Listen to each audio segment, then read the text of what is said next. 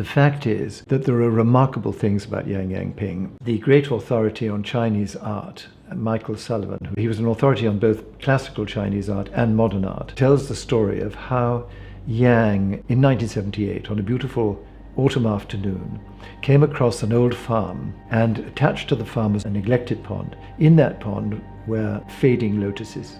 They were still alive, but they were fading. And she took a coarse piece of yellow paper out of her pocket and a primitive pen and started sketching them. And that was the catalyst for her total immersion subsequently in the theme and the symbolism of the lotus. And all her memories, her life experience, her knowledge, intellectual hinterland has been situated within this theme of the lotus.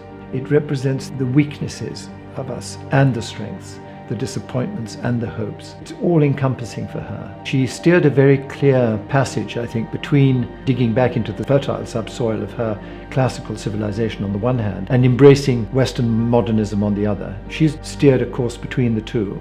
This is a body of work which is autonomous, it's free, has very, very high standards of visual pictorial eloquence. It's made a mark on contemporary culture, both in China and for China and in the West. Beyond the creation of visually very beautiful paintings and developing her own autonomous style, I think it's a message of the meaning of freedom. As somebody who has the authority to speak of freedom, somebody for whom it was for much of her life denied, but she's expressing it in a very traditionally Chinese way as food for reflection. She was the first artist in China to be visited by scholars and museum directors and curators and collectors just after the Cultural Revolution. People from the West went to her studio in Beijing. The combination of her gifts as a colorist with her gifts as a draftsman, as somebody who can put all this together in coherent compositions, is really what makes her so successful.